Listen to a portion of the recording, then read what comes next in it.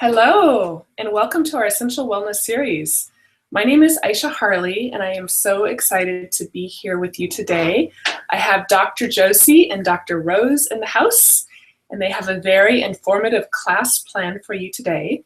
So I advise you to please take out your notebooks because there's going to be a lot of valuable information shared in this class.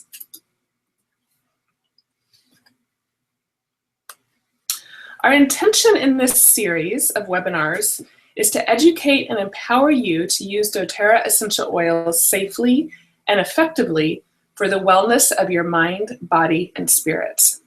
Plus, for joining us today live, we invite you to stay tuned until the end of the presentation, as we have a very special bonus gift for anybody that is new to our series today. I'd like to do a quick review for those joining us today that are new. As many of you may be asking, what exactly is an essential oil and why is everybody getting so excited about them? Have you ever squeezed an orange peel or walked through a garden of flowers and enjoyed their fragrance? I'm sure you all have. If so, you've already experienced an example of the aromatic qualities of essential oils. Essential oils are found in the bark, seed, stems, roots, flowers, and other parts of the plants. While essential oils are vital in the development and health of plants, individuals have long been able to benefit from essential oils for food preparation, beauty treatments, and healthcare practices for thousands of years. I think of them as our Mother Earth's medicine, and have personally experienced the power and effectiveness of their healing qualities. We say they do not have negative side effects, however, they do have many positive ones. I have experienced this firsthand, and from using my oils, I have experienced improved energy, improved sleep, sharpened mental clarity, and an overall sense of improved well-being. I use them daily and could never imagine my life without them. Essential oils are very potent and powerful. They are 50 to 70 times more powerful than dried herbs. Ingesting 1 drop of peppermint oil is equal to drinking 28 cups of peppermint tea. If you have any peppermint on hand, please take a moment and put a drop on your hand. Rub your hands together. Take a few long, deep inhalations. Even take a little bit of a taste of your fingers and then rub it on the back of your neck. This will help you retain the information from today's class and give you a little mental alertness for our presentation. Peppermint is a wonderful oil for mental clarity, to increase your energy, gives you digestive support, and it also makes a great breath freshener. So we realize there are many essential oils to choose from. However, when you choose doTERRA, you are choosing essential oils that are gently and carefully distilled from plants that have been patiently harvested at the perfect moment by experienced growers from around the world for ideal extract composition and efficacy. Each doTERRA essential oil is also carefully and thoroughly tested using the strict CPTG, which stands for Certified Pure Therapeutic Grade Quality Protocol. Experienced essential oil users will immediately recognize the superior quality standard for naturally safe, purely effective, therapeutic grade doTERRA essential oils. We sincerely hope you will try some for your family's wellness and are committed to supporting you along your journey of your essential oil use. So again, I'm thrilled to have these two amazing, I'm even going to get choked up, women with us today. They both add tremendous value to our essential wellness community and have much wisdom and expertise to share with all of you today on our topic of cleansing. Josie Schmidt is a naturopathic physician. She is a doTERRA Diamond and also an AromaTouch instructor. She graduated from the Natural College of Naturopathic Medicine and has been practicing in Portland, Oregon since 2002. She has specialties in herbal medicine, homeopathy, nutrition, and detoxification. Most recently, she has traveled extensively teaching her passion of daily wellness, utilizing our most potent plant medicine, Certified Pure therapeutic grade essential oils. Louise Rose is also a naturopathic physician. She is a doTERRA Silver and owner of Rose Cabinet Medicine in Portland, Oregon. She grew up in a family who valued food as medicine, which informed her lifelong interest in nutrition and nurturing people, and developed an abiding passion for natural medicine. While training for her degree, she rediscovered her love for the therapeutic power of water. Central to Rose Cabinet Medicine are the sauna, cold plunge, and tepidarium, where patients come for renewal to rediscover what wellness feels like. She brings 25 years of experience as a whole food chef to help her patients discover health no further away than their kitchen cabinet. She believes food is our first medicine. Other therapies that she uses with patients are homeopathy, shiatsu massage, cranial sacral, biotherapeutic drainage, gymotherapy, and LENS, low energy neurofeedback systems. So with all of that, I'm going to hand it over to Dr. Josie and Dr. Rose. Thank you so much, Aisha. That was beautiful. And thank you, everybody, for tuning in with us. I just want to take a moment before we jump into the nitty-gritty to say that while Josie and I are both doctors, we are not your doctor. And we want to make sure that everything we say today is in the spirit of information. And if you feel like it's appropriate for you to do some of these things that we're going to suggest, you might make sure that it's okay with your doctor before you jump into any new protocol. All right. Yes. Hey, Josie. Hey, Louise. So you're pretty healthy. I see you dressed in your exercise clothing. I know that you spend time drinking plenty of water. I see what you eat today. You have a fresh juice with you. I know that you do some meditation practice for your spiritual and stress management. And tell me about what your oil routine was like this morning. Right. I know on top of all that, I do use a lot of oils. Mm-hmm. Let's see. Okay, so this morning, I knew I was going to do this presentation. But beforehand, I did go and have a workout. So I did my morning routine. I actually have a friend who is just coming down and being sick too. And I was with her the night before, and she sneezed on me a bit, and she thought she was having sinus, but really she was coming down with a virus. So I've been taking On Guard Plus last night and this morning, 2 capsules each internally. And then I've been putting Arbor Vitae and On Guard on the bottoms of my feet and my throat, and some On Guard internally, just so, because I don't want to get sick, because I was kind of exposed. And I'm working with geranium these days for discernment and my blood sugar. So I did my little geranium routine on the inside arch of my feet as well. And I put on Intune on the back of my neck because I wanted my brain to be in good working order for this today. Let's see. I know you asked here. I did worked with, I always had Immortelle on my face, and then the Virage system on my face. And I prepped my back before I went for my workout. I do past tense and then Deep Blue on my low back area, which is an area of concern.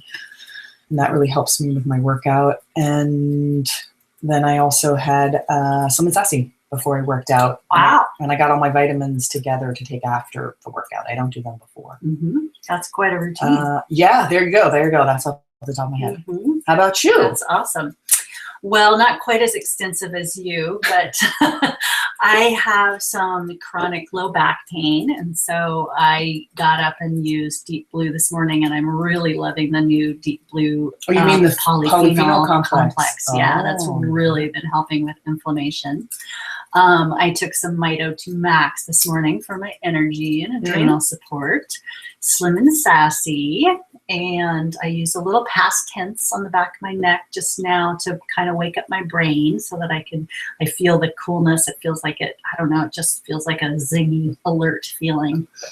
And then I've been using patchouli and geranium on the bottom of my feet, sort of as a grounding, earthy support as we move into spring. And there's so much of this energy going on in spring. So if we're so gosh darn healthy, like, why do we need to cleanse? We don't need to cleanse, right? Right. Like, because we do all of that. We eat organic food. We live in Portland. The water here is good. Right. Like, who needs to cleanse? You're like the bone broth lady of Portland with know. all of your experience and being a chef 25 years. She's not like a regular chef. She makes the most amazing GAPS Healthy diet food. / primal plus. Yeah. Anyway.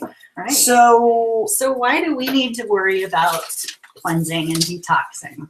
that's one of the things we're going to start off with today, that some of you might feel this way, like, I don't really need to cleanse, or who does need to cleanse. So we're going to talk a little bit about maybe who might need to cleanse. All right. So we'll start off with a little bit of bad news statistics. Since World War II, there have been over 80,000 new synthetic chemicals released. 80,000. Less than half of those are tested for toxicity. And when they're tested, they're only tested on adults and not very often on women. So mostly tested on adult men.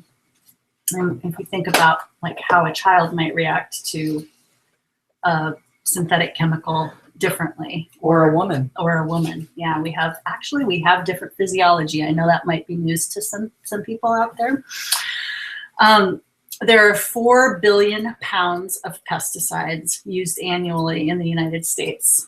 Wow. Every year, and that works out to be 8 pounds for every man, woman, and child. For every person? Every person. 8 pounds. And so That's if a pretty you and heavy I backpack. are eating organic food, mostly, you know that some people are getting more than 8 Yeah, pounds. like they're getting 15 pounds. Yeah. So there's no single regulatory agency that oversees industrial chemicals to ensure their safety. Just like we know that the essential oil industry is unregulated, and that leads to different problems too. That's also a problem with industrial chemicals. You mean if working with essential oils that are so concentrated and the company is not up to the top levels to be able to test and discern what might be in those concentrated essential oils? Exactly. Okay. Yeah. So any testing that is done typically involves testing individual compounds in highly controlled settings. So in a lab, for instance. And as we know, the way that we're experiencing these toxic chemicals, or just these chemicals in general, is not one at a time in a highly controlled setting. They're kind of coming at us from the air, from the water, from the food we eat, and all from our cosmetics and our, plastics and Life. all over the All place. angles. Yeah. So definitely not highly controlled setting. I just want to talk a little bit about as we think about adding one chemical on top of another, it's not an additive sort of situation, but once they get kind of all together in our bodies, they have a multiplicative effect. And for example, we all know that cigarette smoking increases your risk of lung cancer. That's a pretty common fact. In fact, increases it by about 10 times that of somebody who's a non-smoker. And then we also know that working with asbestos and breathing in the asbestos particles also raises your risk of contracting lung cancer during your life by about 5 times that of somebody who doesn't work with asbestos.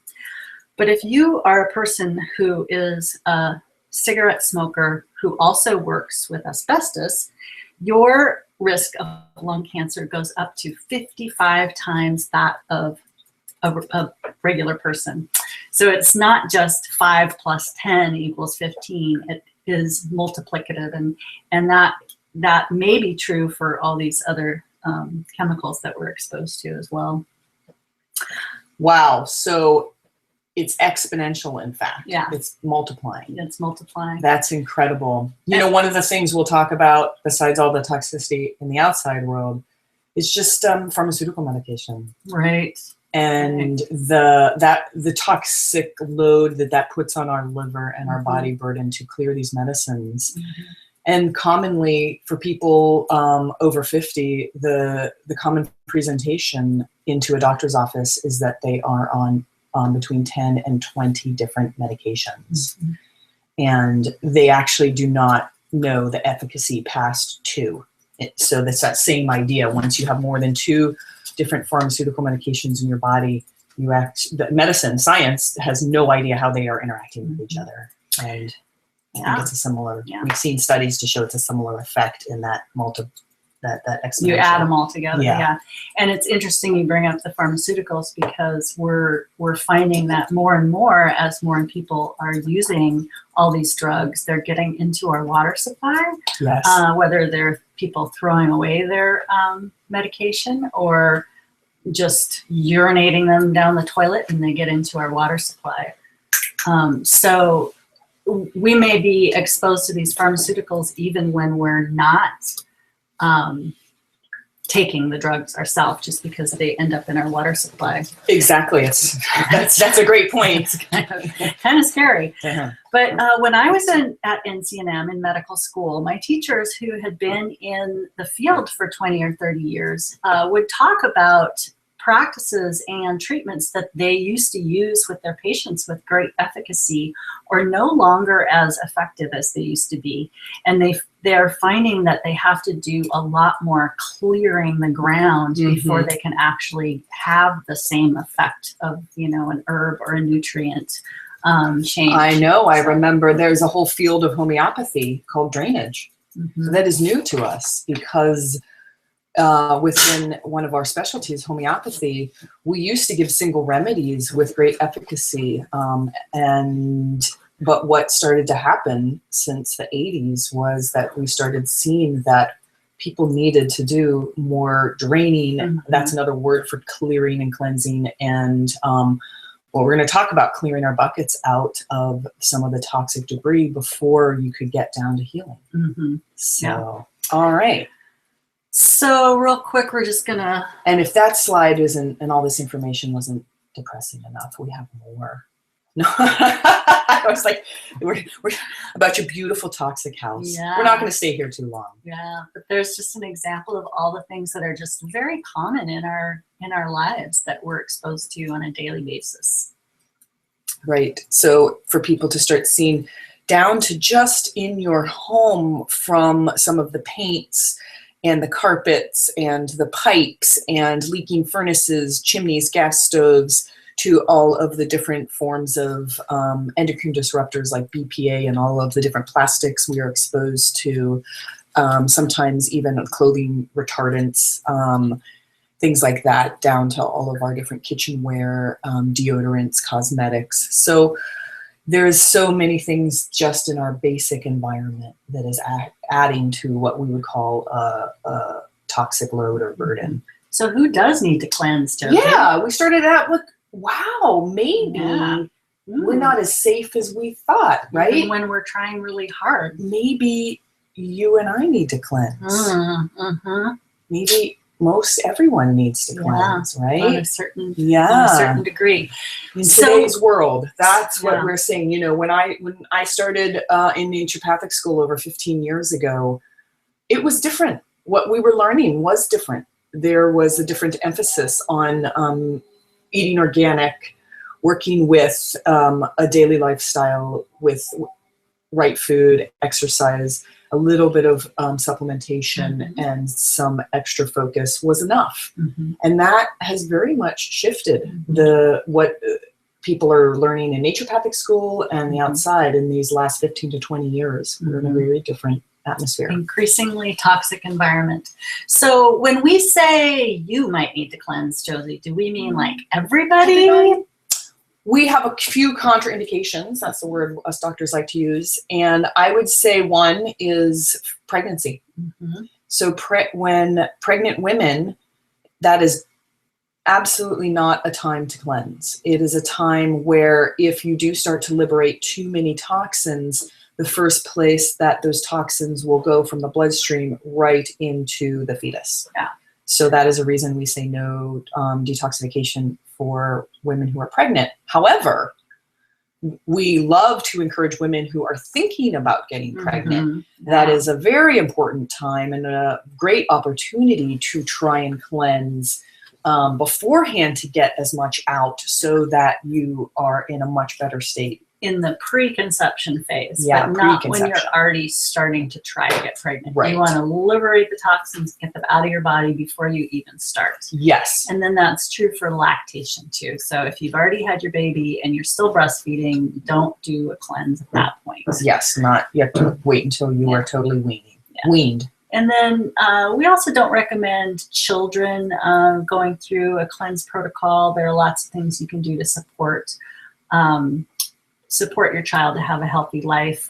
If your child needs a cleanse, you can certainly get a supervised doctor to go through that with you. But I wouldn't do that on your own. All right. Yeah. All right. So let's jump in here. We wanted to take a minute to talk about, you're all probably familiar with the doTERRA Wellness Lifestyle Pyramid. And we just wanted to clarify a little bit where the cleanse protocol that we're going to be teaching about today, where does that fit in on the pyramid? Well, one of the things that we want to say is that reducing your toxic load here is, as you can see, that's part of the foundation of our wellness. And we consider our essential wellness habits, like Josie and I were talking about, our protocol, our daily wellness that we do, that's all part of the foundation. So we want people to be working on a daily basis to reduce their toxic load using clean cosmetics and cleaning products and maybe having lemon in your water and all those things on a daily basis. And then the cleanse protocol is more of a every now and then proactive, informed self-care protocol that you would go through. But we're not here to suggest a binge and purge sort of thing where, on a day-to-day basis, you can eat your Oreo cookies because you're going to do a cleanse in another month. Right. Our suggestion is that it's almost like a stairway and a stair step up. And every time, maybe once or twice a year that you do one of these cleanses, that you will take something away from it that is and merge it into your daily wellness and your daily lifestyle, so that your daily lifestyle and wellness starts to look pretty similar to the cleanse, but there's a few differences that would distinguish it, which we're going to discuss as more of an active protocol phase. All right. Okay. So what's this, Louise? Body as bucket. Yeah. Well, when I talk to my patients, oftentimes they come to see me and they're having problems that bring them into the office. And they say, well, I never had these problems until last year. And then they just started getting worse and worse. So I explain this idea of this metaphor of your body as a bucket. And if you think about when you're born and you're a newborn baby, you might just have a little bit of sludge in the bottom of your bucket that comes from your prenatal environment. And as we know, even babies are born exposed to toxic chemicals just from their mother's bloodstream. And that has been getting worse. Yeah. There's some very scary studies that have come out showing babies being exposed to over 300 different kinds of toxic endocrine disruptors and chemicals, right from birth. But we think about babies as having generally low levels of gunk in their bucket. But throughout our lifetime, more and more things enter our bucket. And you can see some things there: air pollution, endocrine disruptors. And what is that? I talk a lot about that, right, in my hormone protocol, and we just wanted to remind people those are mostly plastics and some other chemicals, but they are very widespread and ubiquitous in our daily life and consumption, and a lot of pharmaceuticals as well. So they're coming in through the water, just birth control. The amount of birth control that is now in, our water supply is frightening. So interrupting our endocrine system, meaning our hormonal system. Fighting the receptor sites for our estrogen, progesterone, and making kind of a muck of it, and causing a lot of the hormone imbalances that we see today. Early puberty and that kind of thing. We get exposed to different things through our cosmetics that we use, our cleaning supplies, even our dysbiosis and endotoxins come from if we have the wrong kind of bacteria in our gut, and they're excreting these substances, their waste products, and then they end up circulating through our body again, and so it's our own body that's producing toxins. We'll discuss more about that and what dysbiosis means. Okay. So food sensitivities can cause problems, additives in the food. And then we think of stress, toxic emotions, EMF, electromagnetic field, and media exposure. All this it just adds more and more burden into the bucket. Right. If we think about individual as the bucket, it's like whatever is in your body is considered your body burden, your toxic burden. So I just want to stress a couple, right? We have that information coming from like one of the cancer coalitions about how cosmetics are now considered to be the #1 cancer causing agent above smoking. That's horrifying. wow. Yeah, because people think, well, it's okay, just have a little bit of foundation Right. or something. Well, we need to rethink that. And we, toxic emotions. That was just one thing on our list here. Stress is probably one of the largest issues in our multitasking online life today. So we just can't underestimate the impacts of and divorce, of unhappy relationships, all of the things that are happening emotionally. And also when we say EMF, electromagnetic frequency, all of our computer age, everything that we are living within today, these are microfrequent particles, energy, wavelengths that we are exposed to that humans have never been exposed to before. We don't even really know We how don't that's know affecting us all yet. of it yet. Yeah. Anyway, all right. So patients come to me usually complaining of a lot of these different complaints that you see here, the sort of general functional dis-ease, fatigue, headaches, trouble sleeping, brain fog, all these different things.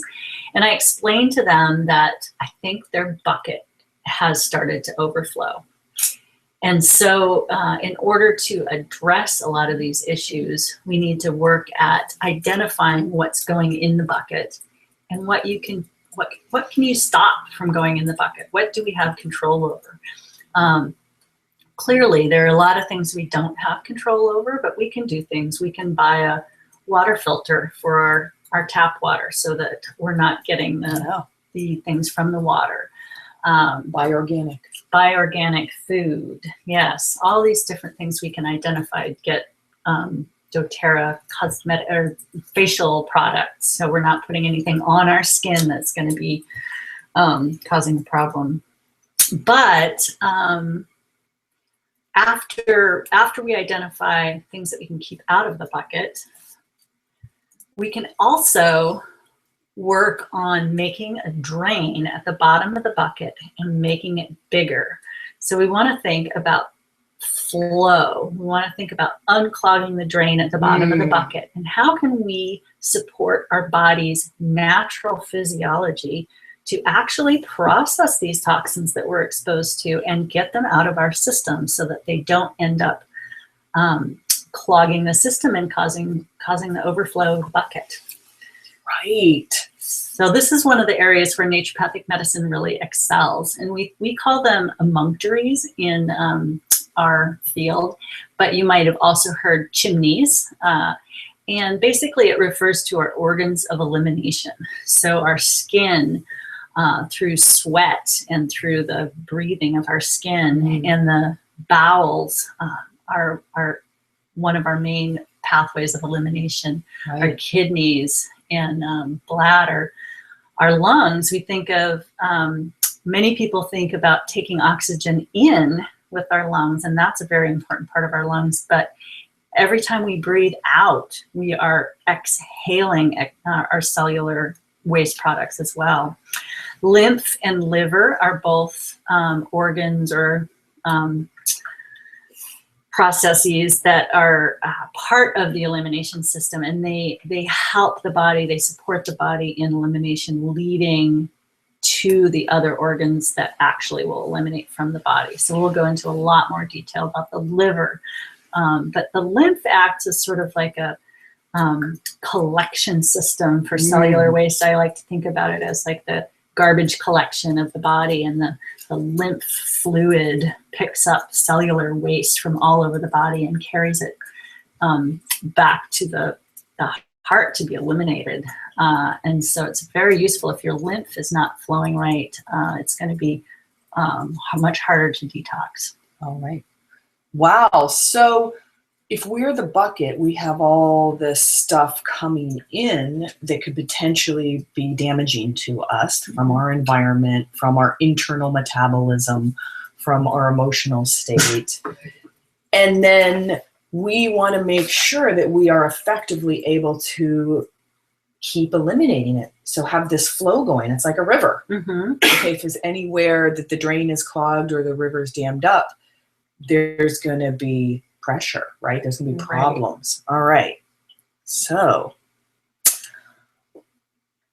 we wanted to have a little moment here to give homage to our body and say that our body is so intelligent, and that one of the things it does when it is exposed to things that are not helpful and are damaging, it tries to protect us.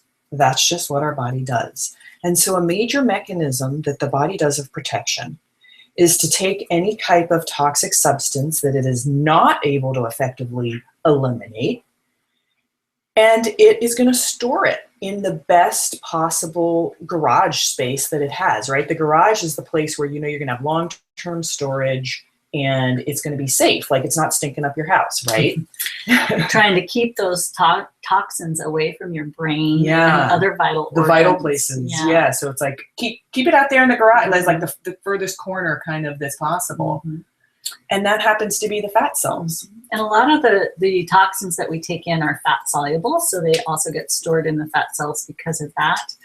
But this leads to a situation where some of you may have experienced weight gain and difficulty losing weight, or perhaps you are successful at losing weight, but then you gain it right back again. And I just want to suggest to you that that might be your body's way of protecting yourself. So when we lose weight, our fat cells are actually releasing all those toxins into our bloodstream. And if our body is not efficiently processing those and getting them out of our body, they're just going to recirculate. And your body still needs to protect itself. Right. So and if they're recirculating, it's like they're up for grabs. It's up for grabs to be reabsorbed back into vital places in the body. And that's bad. Like, you don't want them to be reabsorbed and then go to the brain or the heart or the liver. If the liver is clogged. So your body's going to try and protect you from being into that situation in the first place, right? Okay. So if you have weight loss resistance, you might look at this protocol as something that you would want to do either before a weight loss program or concurrent with a weight loss in conjunction. program. I think it's highly effective for people. I've seen many people losing weight with this program, but then able in a sustained manner where they're able to keep it off and their body feels safe. And so it is able to release the weight and the toxins together. Okay. So let's start talking about our cleanse. All right. So there's a lot of trendy words and programs and things floating around, right? In our day-to-day, like cleansing, detoxing, candida cleanse, right? So we just wanted to define each of these and break them down slightly. They all overlap and they all are simultaneous at the same time, but there are programs that focus on one versus the other more or less. And so we just wanted to break those down a little bit so people have a better understanding of that. So what does a cleanse mean to you, Louise? Well, when I think of a cleanse, and going back to the idea of the bucket, I think of a cleanse as giving yourself a break from putting things into the buckets. So what can you take a break from? Oftentimes it's alcohol or sugar, you know, dietary changes. Maybe somebody will take a media break for a few days, taking a break from putting things in the bucket, and then also doing things to support the elimination pathways. Maybe they'll do a sauna or get a massage or drink more water, maybe take some extra fiber to move their bowels. So those are, a cleanse is taking a break and supporting your body's natural elimination pathways. And then there's a continuum. So you can do a sugar cleanse. Just do, you know, maybe a 21-day, I'm not going to eat any sugar. And I think of that as a bit of a cleanse. It's a very mild, you know, maybe not for some people. Maybe it's a pretty big change for some people. Before I knew the word cleanse, I had a little inspiration. I remember when I was in my middle school years at Easter, right, on the Lent period, my family wasn't doing this. I just did it myself. I don't know where it came from. I put myself up during the whole Lent period, which is 40 days. Is that correct? Yeah. I started doing sugar. Yeah, and I would just stop eating sugar. And I'm telling you, as a kid, I ate a lot. I was very, very sugar addicted. Nice. So that was kind of interesting. So that's one end of the spectrum, but then you can kind of go to the other end of the spectrum, more extreme. Maybe you've heard of water fast, juice fast, or master cleanse. And Josie, what is that? What's that like? And who would want to do that? I used to do a lot of these and lead people through these, and there are definite benefits, but we like to think of them as the more advanced stage. And so part of what we're going to be teaching here today is that there is a spectrum of cleansing and detoxification, and you do not want to start in the advanced stage if you're a beginner. You run into the problem with that where all the fat cells are dumping their toxins into the bloodstream, and maybe you're not taking in enough fiber to actually process them and get rid of them, or maybe move it through protein or calories for your liver to do the detox. Right. We'll talk about how some of the detoxing phases are protein dependent, and that that dumping of toxicities from the fat cells, if you were going straight into a juice and or water cleanse, you can really go into what we'll talk about as a detoxification reaction, and not feel good and have quite some symptoms, and B, really not have it be effective for your body. It could do more damage than good. So it's a sense of first really getting a temperature of where you are with your detoxification pathways, how well you know that your elimination pathways are working too, and to sort of see if you will be able to have a good cleanse that might come from fasting. But in general, in our life today, if you are going to be continuing to work and be continuing to have a somewhat normal lifestyle with your family while you are doing a cleanse, I do not recommend fasting. Fasting is, you should have a break from media and your regular lifestyle and working. It should be very well supported, and quite a few things. You do a cleanse. Even I think of it as a. Well, you mentioned Oreo cookie. I don't know the right thing, but that sense of the juice, the fasting is in the middle, and you're actually doing a full cleanse of fiber and all these things, making sure everything is clear and clean beforehand, then going into the juice or water fasting, and then coming back out with a cleanse. So it's a much more long, extended thing. Anyways, we just wanted to clear that up because there were some trends where people were just going straight off of fast food eating right into master cleansing, and we saw a lot of damage. So, okay. So in contrast to that, we think of detoxing as actually taking everything that you're doing with a cleanse. You're taking a break from putting things in your bucket. You're supporting your elimination pathways. But then you're also doing things using products, herbs, essential oils that are going to actually push the detox pathways. Maybe try to pull the toxins out of storage from the fat cells, maybe from the bones, and help the body process the toxins and actually eliminate them. So we're going to go into just a little bit more detail about how the liver does that detoxification process. Okay, we'll go into that. I think you just said it, that detoxing is just, it's a little more activating. And I think of it as it's putting a little bit of pressure on, right? And if you don't have those pathways of elimination working correctly, what does a buildup of pressure feel like? If your drain is clogged, right? And you put more pressure on the system, pressure. You're going to have what people refer to as the detox reaction. Right. Yeah. There you go. A headache. That's pressure. Okay. So, look at that. So when toxins come into the body, in our bloodstream, they go through the liver, and the liver acts as this great filter, decides what's safe for the body and what we need and what is not safe and what needs to be eliminated. And then goes through this transformation process in the liver, and then goes to elimination between the kidneys and the colons. Right, and the kidneys and the colon produce urine and stool, or as I like to say, poop and pee.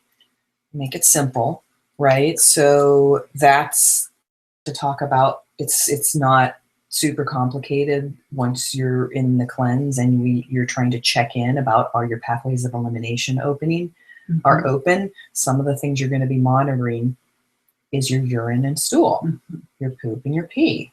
And you just want to make sure those are in good states and places, and we'll define that. All right, here's the fancy slide. A little nitty gritty about phase 1 and phase 2 detoxification pathways in the liver. So as we see, the toxins come into the liver, and most of the time, like I said, toxins tend to be fat soluble. So in order to be eliminated through urine or stool, they need to be turned into water soluble molecules.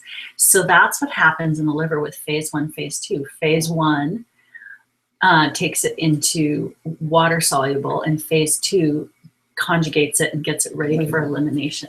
So for people for just a general understanding, I'm being a little facetious with my poop and pee, but part of that is just to break it down, right? It's super simple. We don't straight poop out or pee out fat. If you're wondering, like, fat soluble, water soluble, what's that about? That's what you can think of. It's fat. It's fat soluble. You need a breakdown step to be able to make it into stool and urine and get it out of the body. But as you can see from the slide, the in-between phase between phase 1 and phase 2 ends up with actually toxic intermediate metabolites. So phase 1 detoxification requires certain enzymes and nutritional cofactors and different things to work. And phase 2 requires like glutathione and different vitamins and other cofactors. You mean that glutathione thing? That thing that all those D-limonene that's in all of the citrus oils is so high in? Yeah. Oh. So it's possible for someone to have perhaps a really well-functioning phase 1 in their liver and a really sluggish phase 2. And they will end up with more trouble than they started with. Because they'll have a whole bunch of these intermediate, things will get stuck in that intermediate metabolite phase, and they're actually more toxic, and they'll get reabsorbed back into the bloodstream. And they can damage the liver. So whenever you do a detox program, you want to make sure that you have enough of these cofactors, vitamins, everything to make sure that the toxins can go all the way through to elimination. And this is where I want to point out too that phase 2 is energy and protein dependent.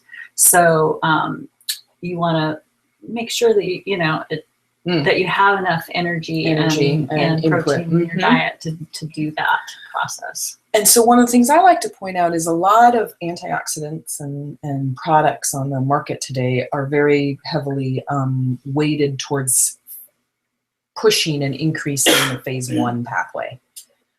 And what I love about doTERRA's LLV is that the alpha CRS and the microplex are balanced, help balance with supporting and pushing both phase 1 and phase 2.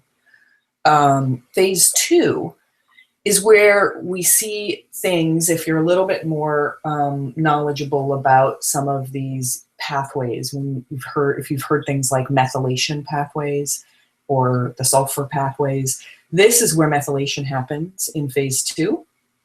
And so we'll talk a little bit about this again, these idea that we've discovered more and more in the last 10 years about our genetics and about how some people have inborn errors of metabolism, i.e. we were born with some limitations in our pathways. And sometimes it's just that we don't have the right gene for a certain enzyme in some of these phase 2 pathways. And that can then cause problems with elimination. Mm-hmm. And so if you're one of those people, and I am, I talk about this sometimes, is how I am healthy and I look healthy. Mm-hmm. But part of that is because I do so much to support my health, because I have done this testing. And this is some of the genetic testing that is out there today. And I know that I need to do quite a bit more than the average person to keep up, because I don't have it's not balanced, my phase 1 and my phase 2. So there's a lot of things that we can do to support that. But when we talk about all these toxicities and things in the outside world, this is one of the things that is also just inside, and you can't tell looking at someone. Mm-hmm. So that's one of the things too. If you don't know your status of your methylation pathways or some of how your liver functions, and you haven't cleansed before, you can't make assumptions just on your lifestyle about how well you might do. Mm-hmm. Is that anything else you want to say? That's good. All right. And this is just another reminder of, even after you successfully take a toxin through phase 1, through phase 2, if you're not drinking enough water, or if you're constipated, not eating enough fiber, you're still not getting those toxins out of your body. And if they end up staying in your colon for too long, they'll get reabsorbed back into your bloodstream and then recirculate. So it's this idea of the drain flowing. You have to unclog the liver, but you also have to work on the kidneys and colon. Great. We love our liver. Love your liver. Bow down to the liver. That's our little slide, just to give a little rah-rah for Ms. Liver. All right. So what about this candida stuff and like the gut, healing the gut? Mm-hmm. What's that all about? Why is that important? And do we think of that as being part of a normal cleanse? Why is that important for cleansing? Well, I love to think of the gut. So when we say the gut, we mean all of the organs inside the middle of the body. So we're including the liver, and we are thinking about the stomach and the small intestine and the large intestine. Mm-hmm.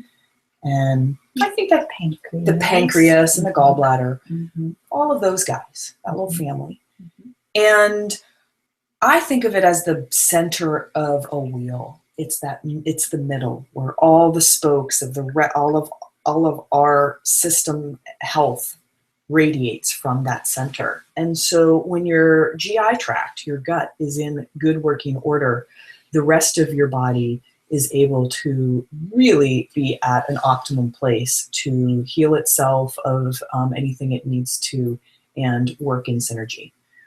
And so what we found in today's world is, because of the levels of toxicity, a lot doing to our diet. In naturopathic medicine, we refer to the standard American diet as the SAD diet. It really starts to have a large effect in conjunction with the practice of multiple doses of antibiotics early on in childhood and through childhood, of having a devastating effect on how the gut works. And mostly, one of the main things we see is this imbalance that starts to happen with the natural order of the quote unquote bugs in the gut. Mm-hmm. So we have this whole, we like to call it a microbiome. You can think about it just like the Amazon rainforest, like that's the macrocosm. The microcosm is right inside of you in your GI tract, and the amount of organisms that you have that are working together. That, Louise, what are some of the things that all those organisms, we have another slide on that do in this beautiful synergy. And when you take just one course of antibiotics, that is like an atom bomb to your gut. It kills and levels everything. And what comes back are the most aggressive forms of the organisms. And that's why Candida has gotten such a great name, is it's the big bully. I like to call it the playground and the bully. It's the bully on the playground, and it comes back the biggest, the baddest, and the first. And so after successive rounds of this, what you start to have is this overgrowth of things like Candida that are not only non-beneficial, but actually very damaging. And we don't have the good guys on the playground. And we call this dysbiosis. So that biome has now gone into a dysregulation, and there's a lot of effects that happen. So when we work with a cleanse, I like to do a little bit of cleansing, a little bit of detoxing, pushing some pathways, and a little bit of what I call a dysbiosis protocol. So we are trying to root out the bullies from the playground and replenish that GI tract, that playground, with the good guys. So with doTERRA's cleanse, we are actually in a sustainable and gentle way addressing all three of these aspects. And it's one of the reasons I really love the whole protocol. So intestinal permeability, breakdown of our intestinal lining by chronic inflammation. So maybe you've heard of leaky gut, and that's what this is referring to. So different things, stress, junk food, gluten, all sorts of different things can cause inflammation in our intestines. And we have these tight junctions in our intestines that are supposed to just let through the nutrients from our food in really small particles like single amino acids or triglycerides or glucose molecules. And what happens with chronic inflammation, these tight junctions become loose, and we end up with something called leaky gut or intestinal permeability. And what happens is larger and larger particles and molecules can get into our bloodstream from what we ingest. And what happens then is we end up having a systemic sort of inflammation in our body, because we're not supposed to be exposed to those big molecules, and our body sets up an immune response to those. It can end up down the road causing all sorts of these functional problems, but also can end up in autoimmune conditions. So I'm really happy that this protocol helps heal some of that chronic inflammation in the gut. And so there's two aspects really that is part of this healing of the gut, right? So there's the aspect of rebuilding the biome and the right bugs, let us say. And there's the dampening down of the inflammation and helping so that those tight junctions can come back together and we have the appropriate barrier. Okay. So this is just a quick slide on what our small intestine actually is about and looks like, and it's quite amazing. I want to give you insight into how much absorption capacity we have when we have a healthy gut. So if you see these villi over on the first black and white slide, they look like fingers. They call them finger-like projections. And we have 20,000 villi per square inch in our small intestine. This is where the absorption of all your nutrients is supposed to happen in the body. And if you notice that little square and then take it over all the way to the other side, we have microvilli within our villi. And in the microvilli, there's 130 billion per square inch of those 20,000 per square inch. That's a lot of surface area for absorption. Right? That's just unfathomable, the numbers. Mm-hmm. So what happens, however, is with inflammation from all the things that Louise spoke about, and one of the big offenders that people know a lot about, and it is the number one offender, is gluten, and what has happened to our wheat and gluten supply. And in almost everybody, this causes inflammation in our gut.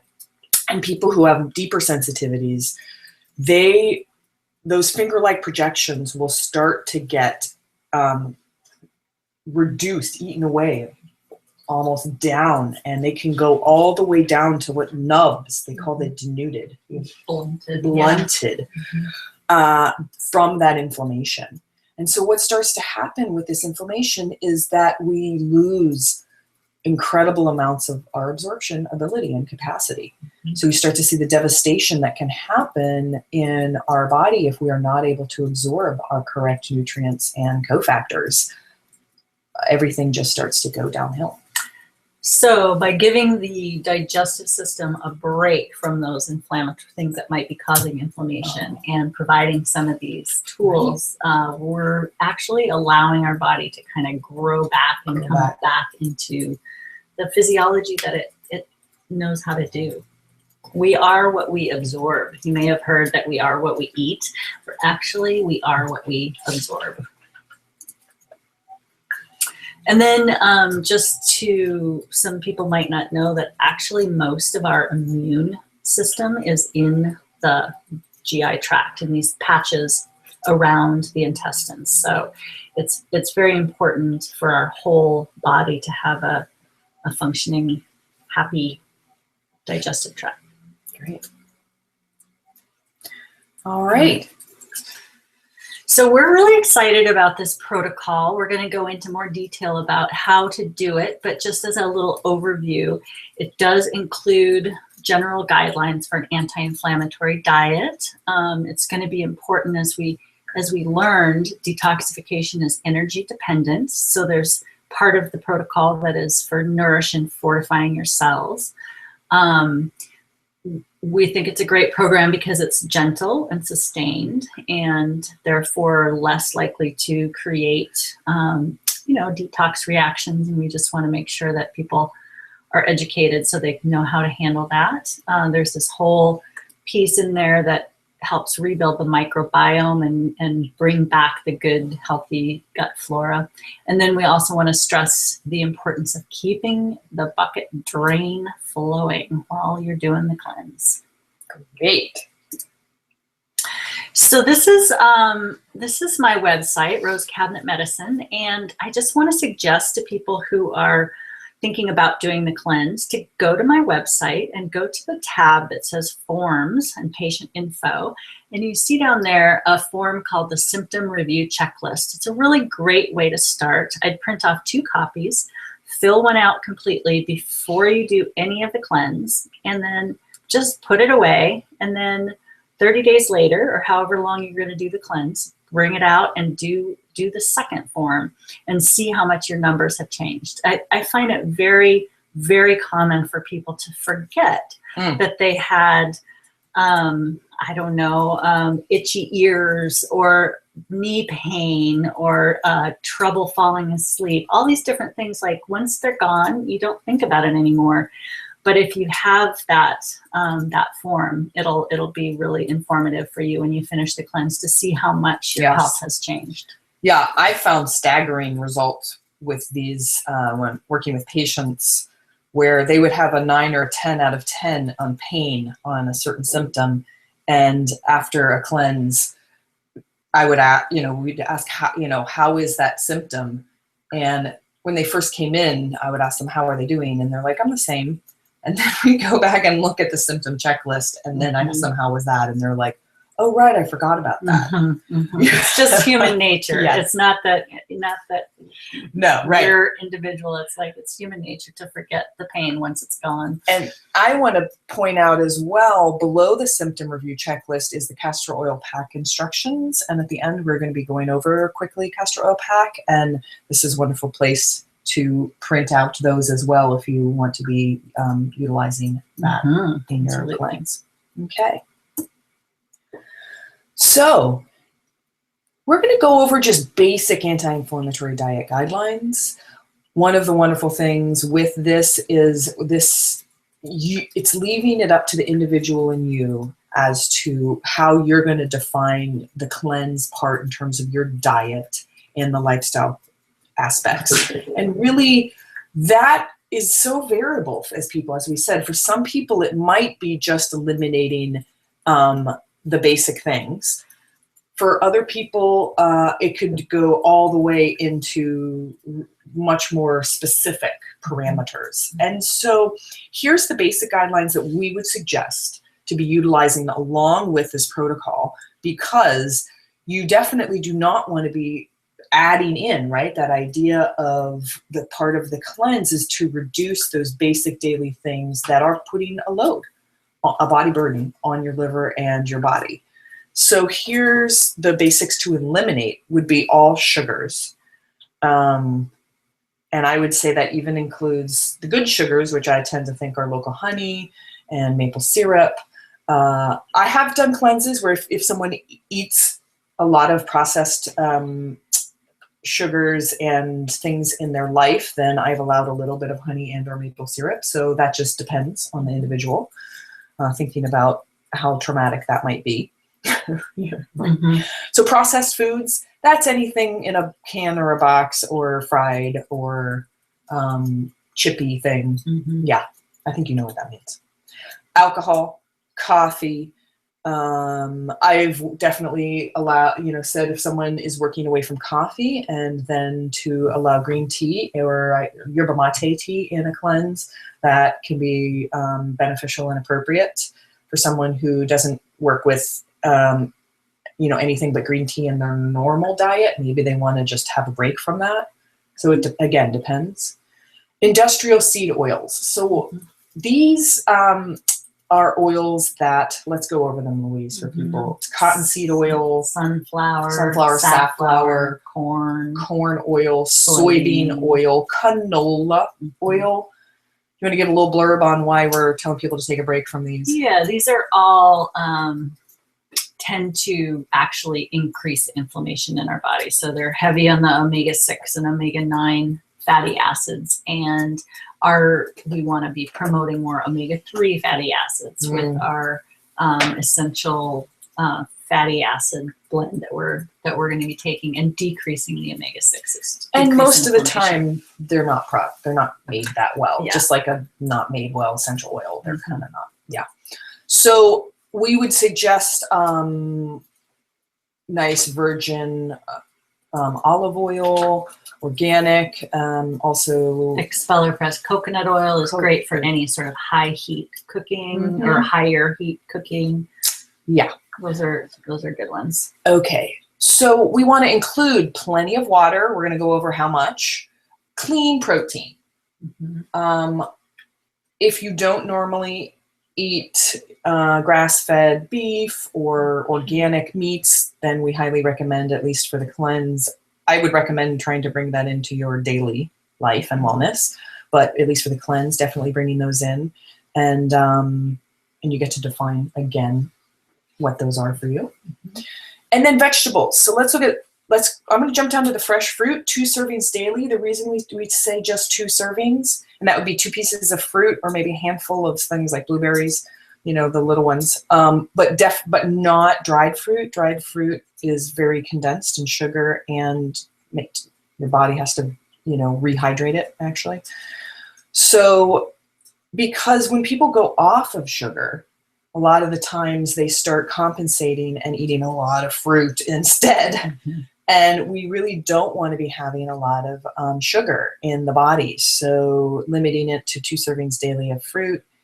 And then the 9 cups of vegetables.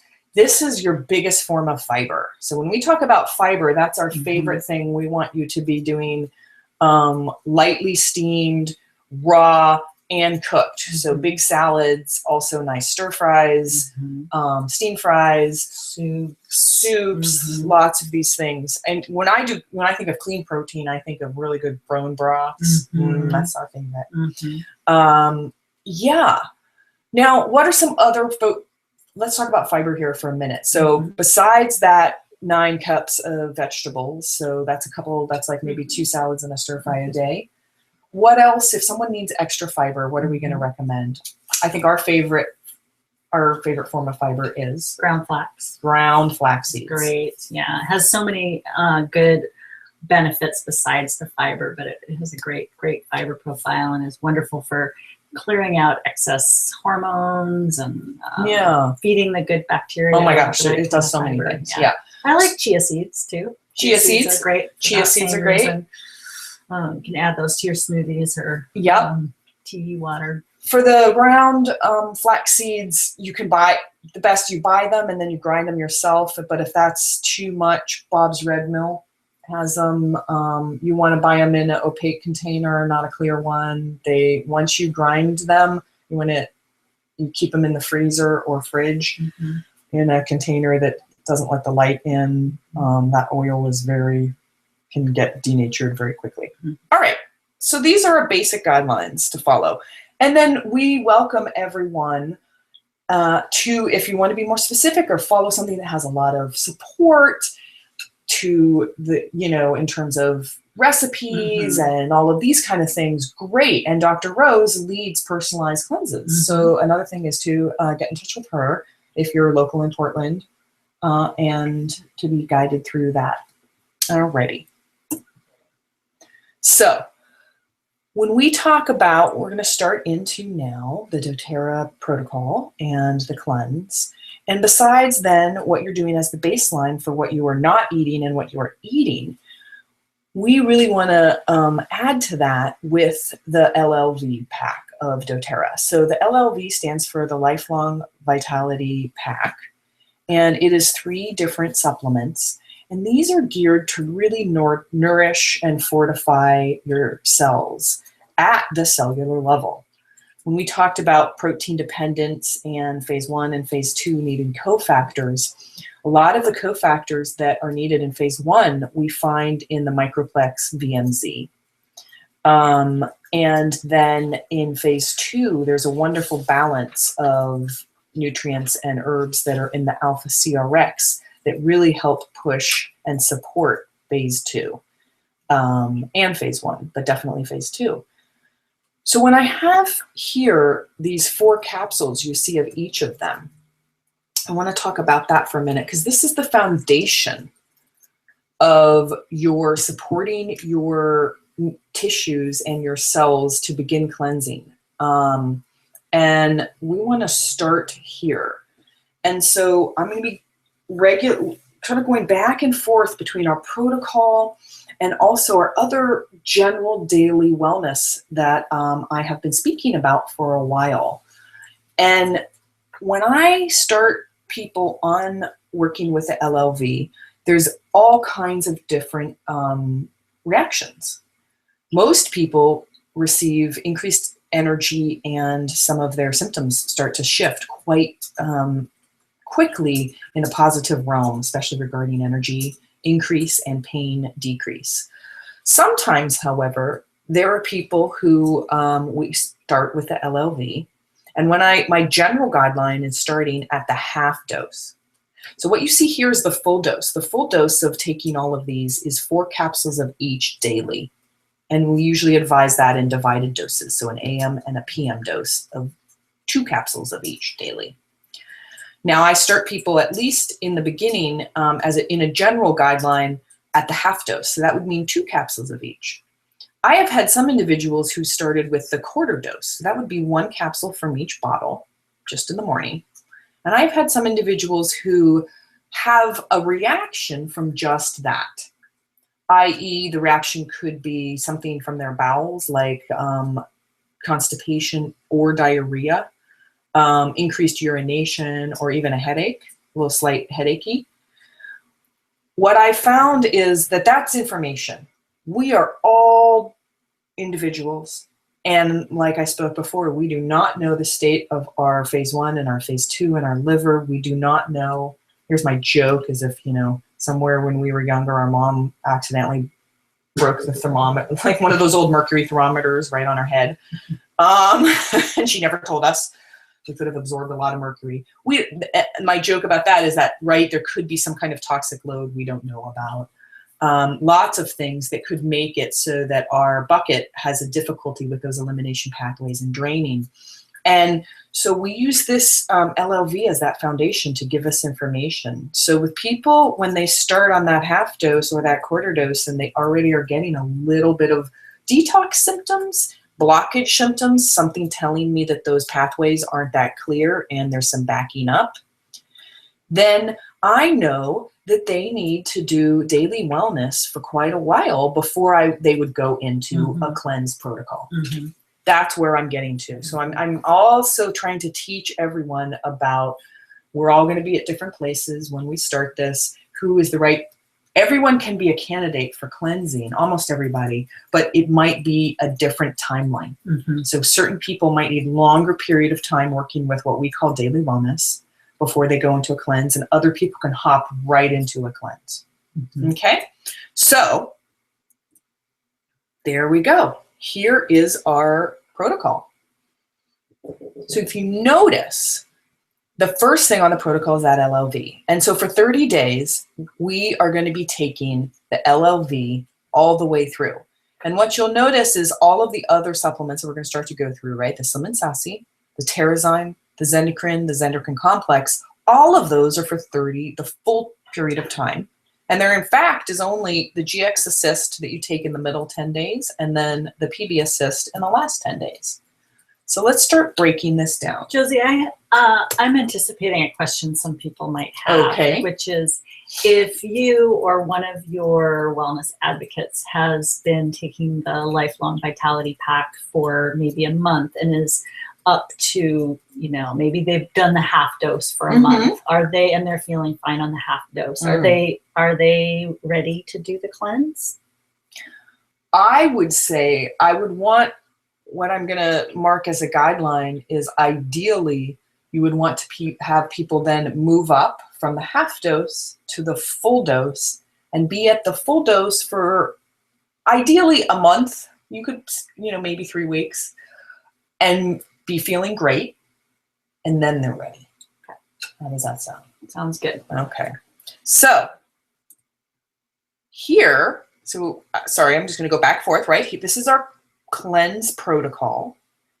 This is our daily wellness protocol. Now, I put this in here because I want people to see that half of, or two, what is that? I'm not good with math. So that's 2/3, the first 2 columns of our daily wellness protocol is in fact the first third of the cleanse. So you notice that we have AM and PM taking the LLV.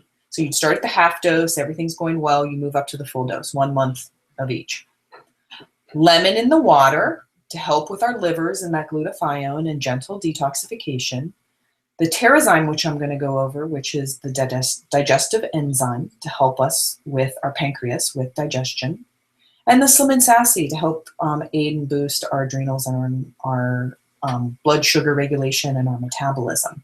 That's the first 2 columns right there. So I'm going to go back again to the cleanse, and you're going to see that we have the vitamins, the LLV, and we didn't put in the lemon, which is just crucial. It's just assumed that that's there with the vitamins. So there you go. So that's in there.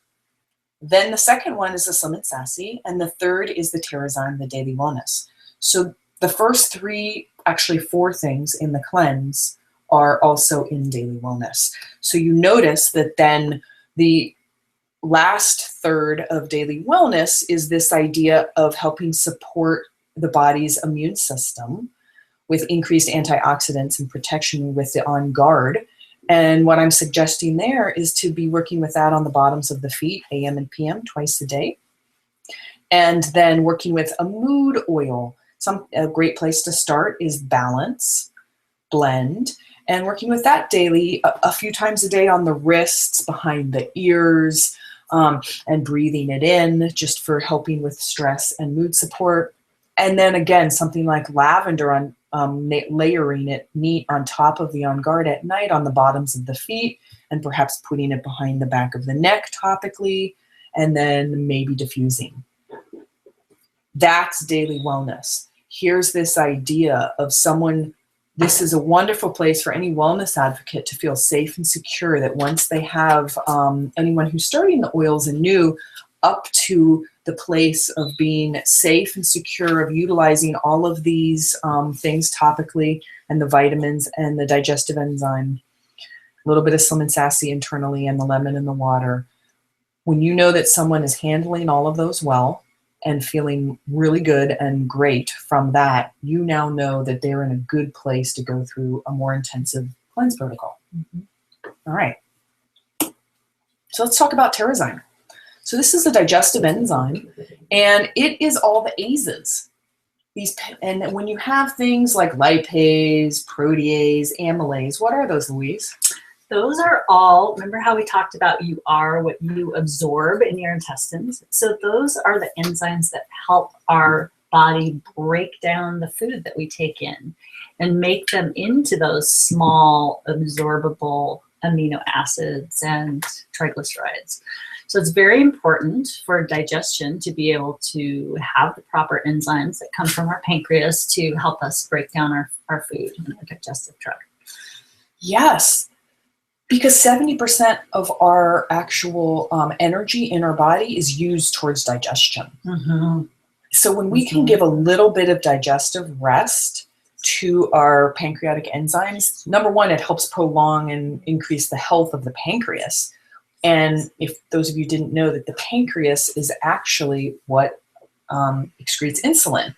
So this is the organ that really is the biggest thing that helps us with our blood sugar maintenance. Mm-hmm. And that is one of our biggest chronic issues as we age. Mm-hmm. So the more we can help support the pancreas with these digestive enzymes, the better. Mm-hmm.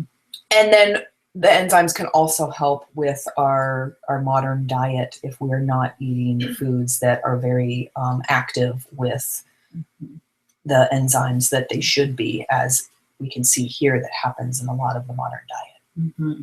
So we recommend in Daily Wellness working with Terrazyme. I would daily 1 to 2 with each meal. And as well, the same thing, when we're in a cleanse, it can very much help, especially when you have your protein meals, mm-hmm. To be aiding with that support. Mm-hmm. All right.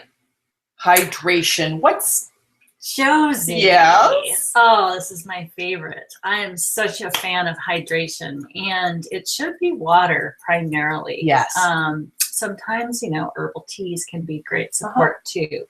But the reason I like it is because the solution to pollution is dilution. Woo! I love that. So how much water do you need? So I love to hold up my Voss or water bottle and say, which is about 24 fluid ounces, and say the average 150-pound person should aim to fill that up 3 times a day. And then you're going to put anywhere between 2 and 5 drops of citrus, one of the citrus oils, essential oils in there. But another way of looking at it is for every 50 pounds of weight, you should be drinking a quart of water. And that roughly comes out to 3 quarts of water for people. For an average. 50. Right. Person, so it just depends. And then what we're going to say is during a cleanse, you want to add 1 quart. Mm-hmm. So whatever your ratio, your formula is, yeah. So if you should be drinking 3 quarts, we're going to say during a cleanse 4 quarts. Mm-hmm. So this is This actually contained liquids, since you're not going to be taking in, coffee, soda, just like all those regular bad, they're all bad, man. Mhm. All those bad things that people drink, those, you don't count those towards liquid, and you're not going to be drinking them during the cleanse. You're going to be drinking herbal teas. Let's talk about essential oil herbal teas, and then water. Mhm. Your 4 quarts can be all of those. Mhm. And I would just say, too, like if you have some sort of kidney problem, Yes, then that that's is a a- special case where Good. you know that you shouldn't be pushing too much fluids. That's right. You would back down, and you would also be consulting your doctor before doing the cleanse. Yeah. Anyways. However, okay, so let's go back to kind of just the normal. Can I also say that I find the experience when people are not accustomed to drinking that much water, and they start drinking it, and they come and they complain that they're just spending all the time going to the bathroom day in and day out. Yes, And that is common. what they need to know is that actually after about 3 or 4 days, your body will adjust, and you will not be just peeing it out and I don't know exactly what happens. It just, your body starts utilizing it better. That's it gets right. used to that level It of gets used to hydration. that. And increased urination it can be a detox symptom, Mhm. a good one. So we're going to make a little bit of a difference between the very common adjustments your body's going to make, that is a detox symptom, that is something you should be aware of and okay with, versus the detox symptoms that are going to be, you're going to be saying, okay, I need to take a step back and go slower. Mhm. So increased urination, exactly. So That's what are the normal. oils? We love to support our water with the citruses. Mostly I would suggest lemon, grapefruit, and wild orange. I also really love juniper berry. Mhm. And that actually helps with increased urination Mhm. and cleansing and Great supporting kidney support. kidney support. Juniper. And it tastes good. Yes. Alrighty. And of course, no plastic if you're using the oils, or no plastic. Right. So the glutathione is what is in the D-limonene, which is the main constituent, from 70 to 98% within those citrus oils, like the lemon, the wild orange, and the grapefruit. And this helps with that glutathione, which is such a highly important antioxidant for the detoxification in our cells. It actually also helps chelating heavy metals, and it's crucial for protection against toxic metabolites. So this is a wonderful thing to be adding to your water while you're working with the cleanse. And again, it's such a nice thing for people who are not used to drinking so much water. It makes the water yummier and taste better. And that's one of the feedbacks I get continually is I just don't like the taste of water, or I don't have a thirst for it. But with the citrus oils, I actually can drink more water because it tastes better. Mhm. And if you are more, the essential oils make wonderful teas. Mhm. So not boiling, but hot water, adding them. And some of my favorites that are, if you're craving sweets and you're having difficulty in that realm, try cinnamon or cassia and fennel together. Delicious, really so good. so Mhm. supportive for our blood sugar regulation and our hormones and our digestion, but also really yummy and sweet. Mhm. So that's a great one to be Mhm. doing. I also Put a couple drops in the bottom of your mug and Yeah. add not boiling but almost boiling water to it. Let the oils, the volatile oils will kind of flash off a little bit. Let them sit for a minute and then just drink it. It's delicious. Great. I also love just a couple drops, like 2 of each, Digest Zen and lemon. That's very supportive to our whole digestive tract as well. And then you can play around with other formulas. Okay. So Slim and Sassy. This is our we like to stress that it's the metabolic blend. And again, remember, this is still within Daily Wellness. And I usually recommend within Daily Wellness to be taking this 2 to 3 drops, 2 to 3 times a day. And you get to define when that is.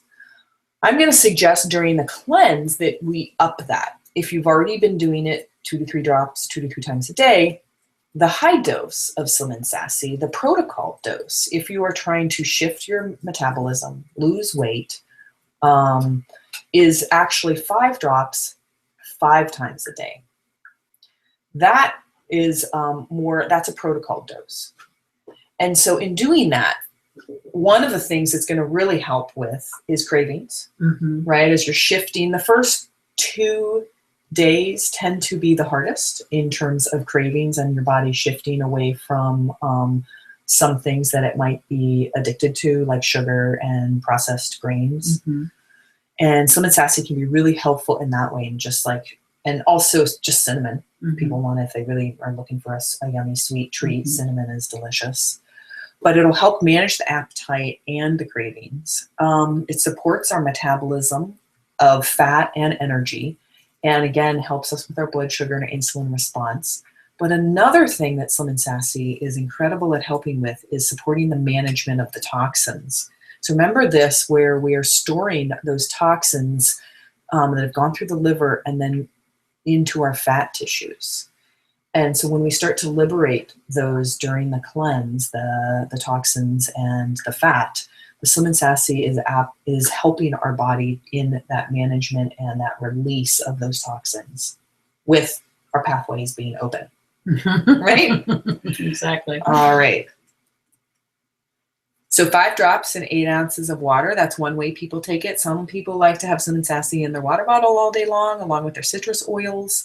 So again, here's 3 to 5 times per day, but if you want to be in the more protocol range, you would go towards 5 times a day. And so we have the oil, and we also have the capsules. The Slim and Sassy, it's right in a gel cap. And so that, I like that because it gives me more range. If I'm actually working with that 5 times, I find it hard to actually get the oil in 5 times a day, but I will usually do about 2 of those doses as a gel cap. So it's really people's decision how they're going to do that.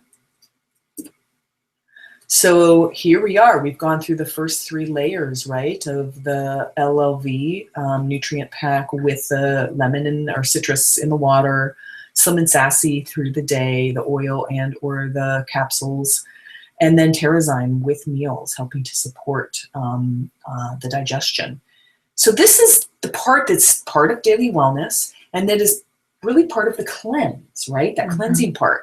We're going to define the Zendocrine oil and the Zendocrine complex as more part of the detoxification, the detox part, and pushing the pathways a little bit more.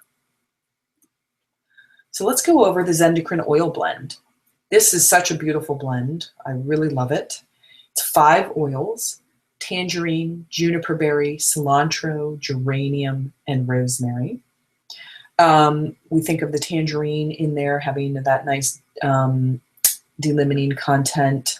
And of course, there's a lot more great things to it, but I'm just going to highlight some of the things. Juniper berry is really that support for our kidneys and our bladder and our diuresis. And so releasing not only the urine, but also the metabolites from the urine. And so that's really important, and supporting that whole system.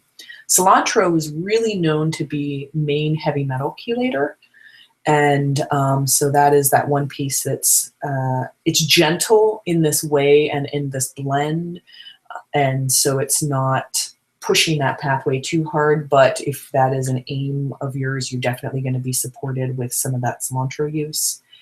And then I think of geranium and rosemary as, all around huge supports for our liver, our whole endocrine system, hormones, and blood sugar. What else? Lymph. Lymph, thank you. That's what I was thinking, and lymph. So the Zendocrine, let me see, where am I? Okay, I'm going to we just have that one slide. There's 2 ways to work with Zendocrine. One is topically and the other is internally. So Zendocrine, the oil blend, is made for internal use, and you are welcome to try it internally the way you would, say, the Slim and Sassy, right under the tongue, or on guard. Not for the faint of heart. Right. You're welcome to try it. Most people don't find it as yummy as On Guard or Slim and Sassy. So they came up and made Zendocrine gel caps. So there's that option for the internal use of utilizing the Zendocrine gel caps.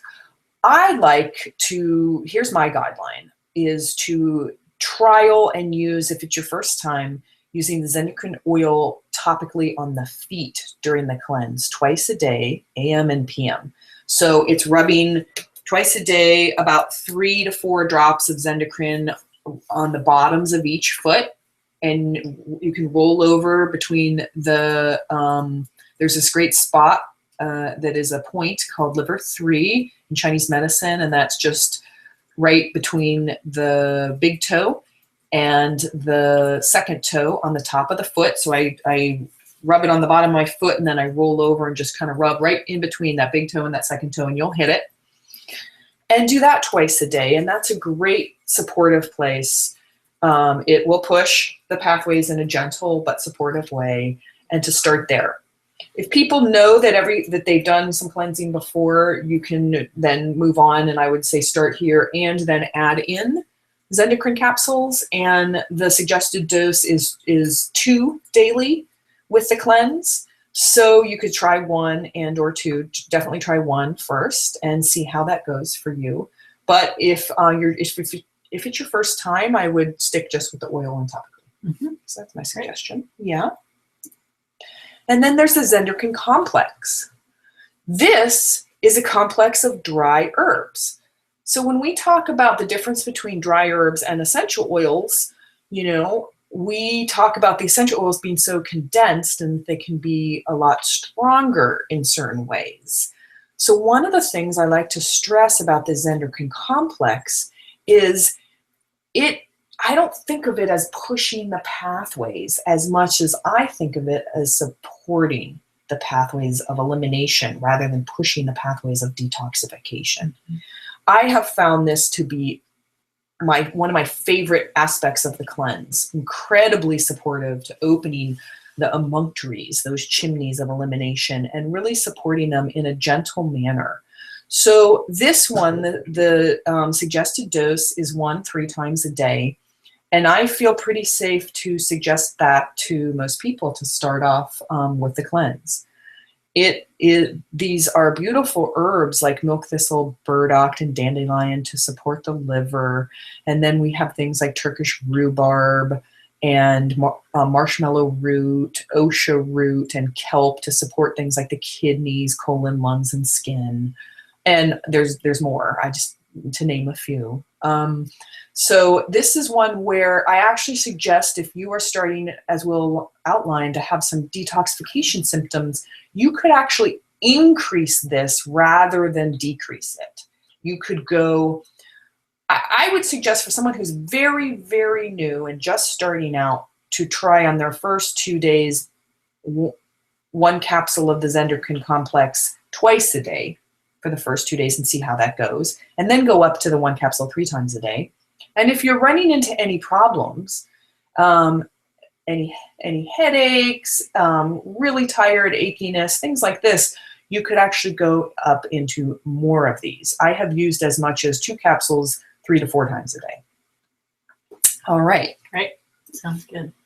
So now, so this is moving into Yeah. the gut rebuilding part of the protocol. And actually the GX Assist is not rebuilding anything. It's sort of like weeding the garden before you plant the good seeds. that is a great way of saying it. Sometimes I even say it's the killer. It's not the killer, it's the discipliner of the bullies on the playground, taking them to the principal's office and then expelling them from school. No, I just thought of that.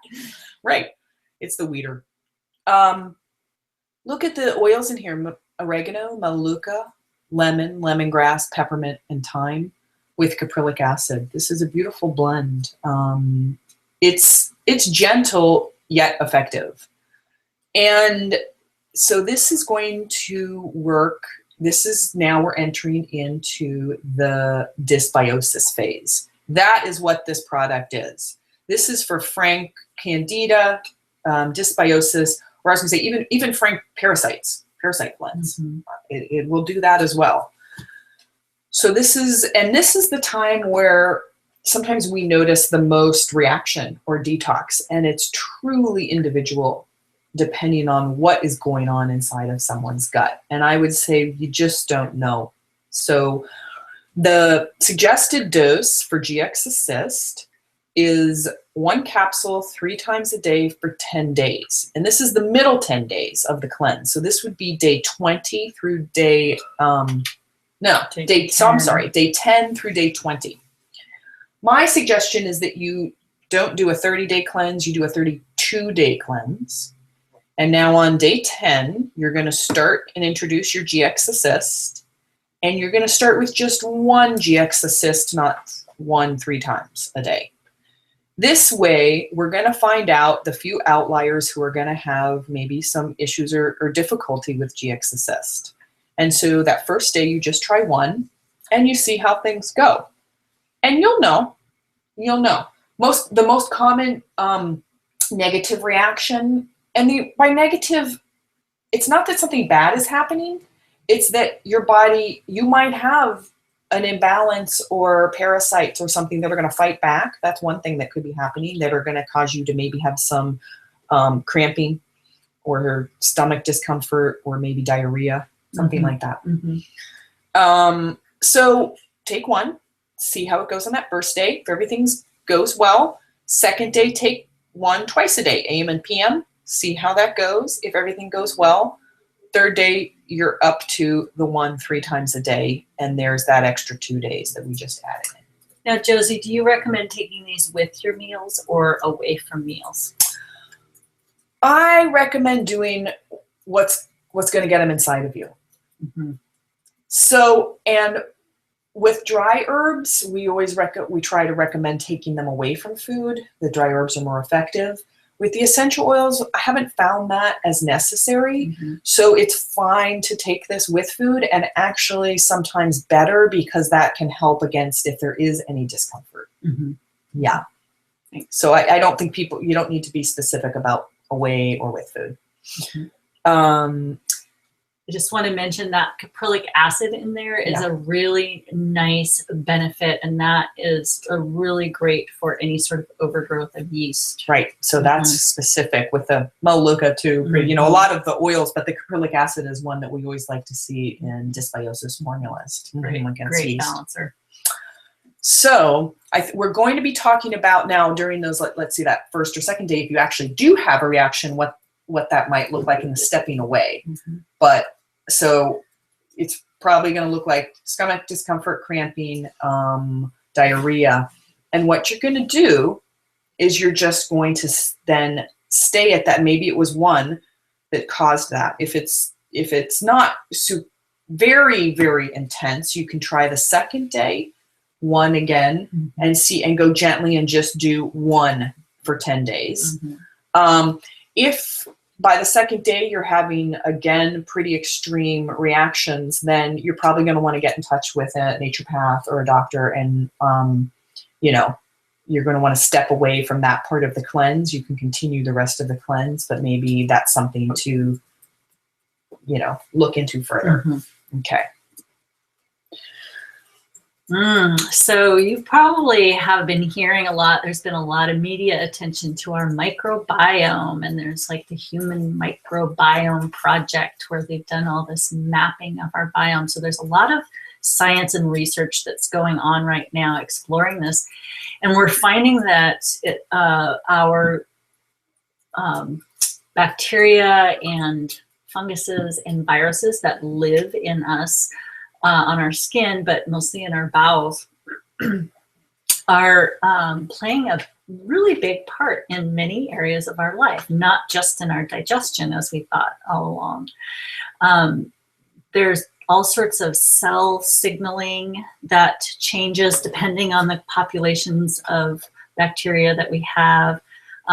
They play a role in managing the population, crowding out pathogenic bacteria and viruses.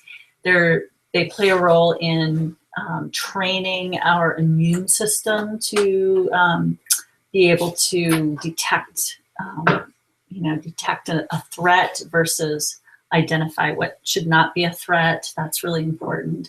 They're discovering that the microbiome has a really big role in who becomes obese.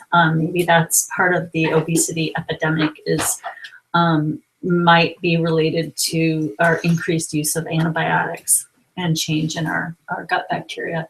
And then a really fascinating area to me is this new research that's just emerging about how connected our gut is to our brain, and our mood health can change depending on our microbiome. It's just fascinating stuff. Wow. Super important. So it's incredibly important for us to be having as well as we can, a well-balanced microbiome. Mm-hmm. So with that GX Assist, we're working to uproot the not good guys, the bad guys, the bullies.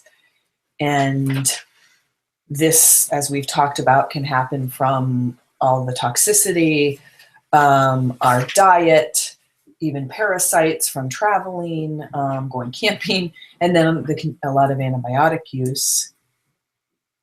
And so after we root that out and weed it out with the GX Assist, we want to replenish the microbiome with the good guys on the playground. So we work with a probiotic. Now, the PB Assist is that after the 10 to 12 days of working with the GX Assist, then you're going to work in 10 days of the PB Assist. And the suggested dose is 1-3 times a day for those 10 days. And I find that in general fine to start off with that dose. And yeah, I'm just going to say that. If anyone has difficulty with that, then they can take it down. And that's going to be some information to then go work deeper with a naturopathic doctor. So the PB Assist is, in particular, if you'll notice, it is a little bit different looking than other probiotics in that it is double encapsulated. And so you have 5 billion probiotic units. These are CFUs, colony-forming units, inside the little baby one in the inside. And the outside one is a prebiotic fiber. This is called FOS, stands for fructooligosaccharides. And we think of these as the food. This is the fibrous food that these probiotics like to live on. And they also put in some chlorophyll in there. And so you can see it's bright green. It's not green food dye. And the reason doTERRA is doing this is it is part of their delivery system to help aid in getting this probiotic through the acidity of the stomach into our digestive system, and hopefully down through the small intestine into the large intestine, the colon. And that is where we want to have this, replanting of these beneficial bacteria that we call the good gut bugs. So let's go through. It is a nice blend for the upper GI and the lower GI of the lactobacilluses and the bifidums. And so we have 5 different blends there, and it's in 5 billion units. And the idea is this is a medium to low dose, and doTERRA is telling us that you don't need as high doses all the time in these probiotic blends when you have a good delivery system that is especially getting it. The thing we think about is how to get it through the stomach and through the stomach acid, because the stomach acid will kill off most of the probiotics. And there are definitely reasons why you might, in very specific protocols, have higher doses, but in general, for general cleansing and for maintenance as well, because we use PB Assist. I take one as part of my regime. Sometimes every other day, I kind of float it in and out of my daily wellness protocol, in that idea of just planting, that's what it's like, fertilizer on the garden. Mm-hmm. So in this, we are replanting the garden, and that's why we're doing a little heavier dose of 1-3 times a day for 10 days after we've used the GX Assist. All right. So that brings us to the end of the protocol, where you see we've gone through the first part in planting our daily nutrition, having our with the LLV, our metabolic support and cleansing and craving support, insulin support with the Slim and Sassy, our digestive and pancreatic support with the Terrazyme, And then mostly our liver and kidney support, and with the Zendocrine oil, and then all of the emunctories and chimneys with the Zendocrine complex, and then going through our dysbiosis, weeding out with the GX Assist, and then coming back in and fertilizing and replenishing with our PB Assist. Yay. Nice. That's what the doTERRA protocol cleanse looks Yeah. like. So Josie, Yeah. did you include that other slide about too little, too much, too soon? There it is. There it is. It got weeded out before, but yes, here it is. So we just finished. So we want to have we're almost done, everyone. We have a little commercial moment here about that we want to respect this protocol, respect our bodies, and respect the oils. And so Louise's favorite saying is, the solution to pollution is dilution. One of my favorite sayings is, slow and steady wins the race. And so basically, if you are starting to have, if your body is talking to you, right? If your body you gotta pay attention. it's going to be talking. Body. It's going to be telling you how it's reacting to this. Mm-hmm. It's going to be throwing out some symptoms like headache, potentially rash, constipation, diarrhea. Some of these, like a mild headache, and a little bit. I mean, if you just quit drinking coffee, it's likely that you might have a mild headache. Is that a reason to stop doing the cleanse? No, obviously not. Is that a reason to maybe do some more supportive things? You can maybe schedule a massage, take a Epsom salt bath, drink more water. Yes, that's what you want to think about. Right. What are How some about just being tired and a little achy? Yeah, that might be a very normal side effect of getting rid of some of these.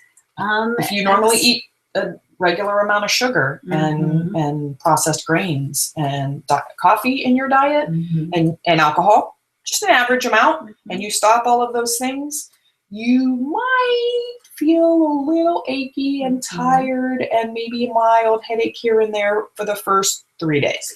And I might add grumpy. You might be a little grumpy. Yeah. Well, irritable. That's not necessarily a reason to stop or slow down, but it is a heads up that you can maybe support yourself a little better. Maybe schedule something nice for yourself. Get a massage, or go get a sauna to help your body get rid of some of these. You want to be checking in. The first thing would be the solution to pollution is dilution. Yeah. Check in. How much water am I drinking? That's your number one thing. Check in there. How much fiber am I eating? And then start looking at the other things. But if you start getting a bad headache, throbbing, a rash, that can be a very common way that your body is trying to get rid of an overload of toxins, and it's the drain is clogged, and so it's going to come up on the skin. That's very common. Or bad constipation, or just constipation. Let's define constipation and diarrhea.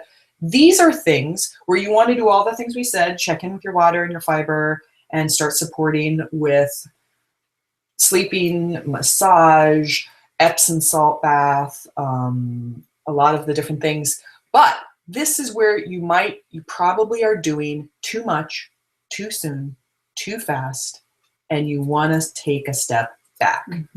You want to go, now if you've started to use, go up to the high dose of Slim Sassy, you want to take that back. If you have started to introduce the Zendocrine oil or the GX Assist, you might want to step back a minute. You might want to increase the Zendocrine complex or stay steady with the Zendocrine complex, and definitely with the LLV.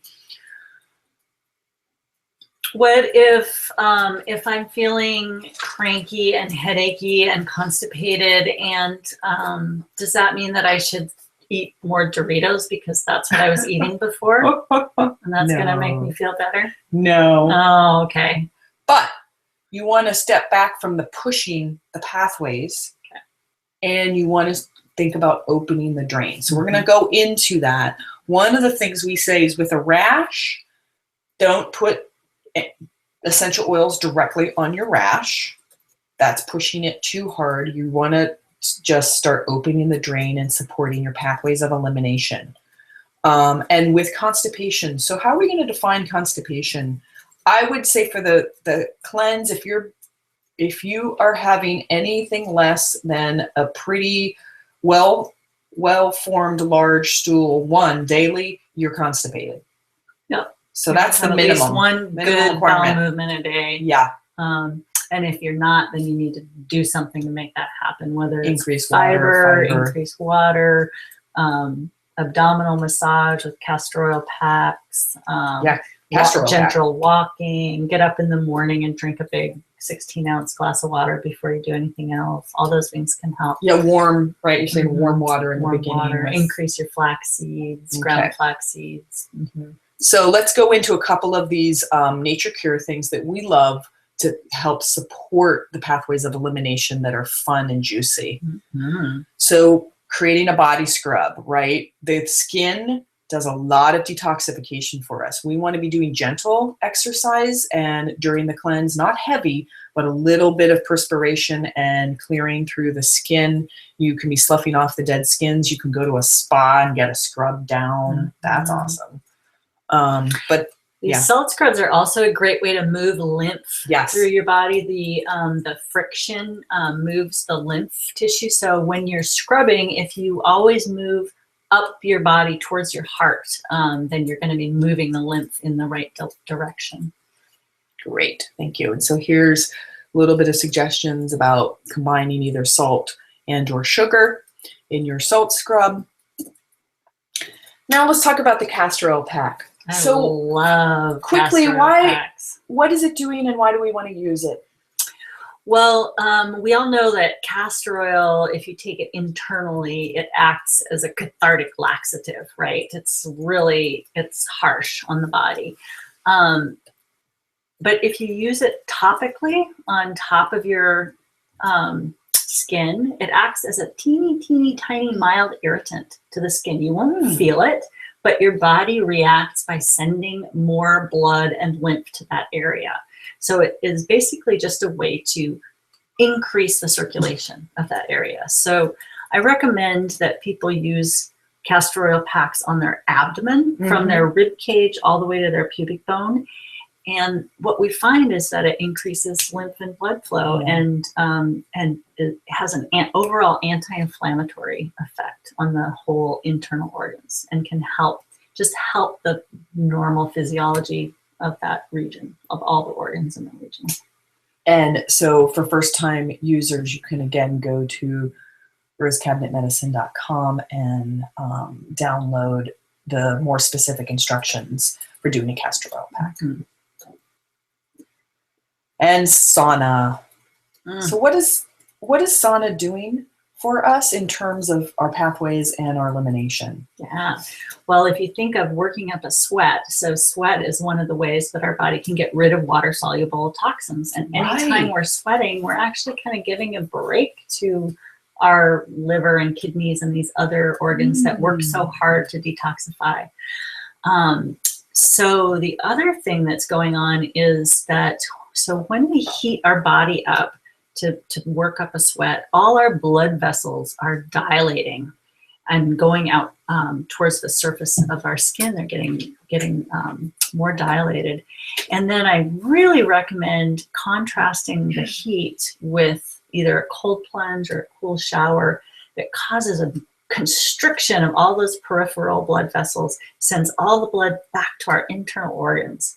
And then we go back in the sauna and get hot again and sweat. So not only is the sweat getting rid of toxins, but our whole cardiovascular system is getting this wonderful workout with going back and forth between the cold and the hot. And it moves our lymph and our blood, and it just increases the cellular metabolism of pretty much every cell in our body. It's basically, it's cellular exercise. This is definitely my preferred way for people during a cleanse to be getting exercise. It's doing that. It's creating that flushing system from going from the hot to the cold and moving all of that blood and lymph. So great for us. So Here is the sauna general protocols, where you go into 3 rounds of alternating hot and cold. And you start with the first round is the longest, moving then to the third round being the shortest. And you rinse with cold water in between each one, and you always end with cold.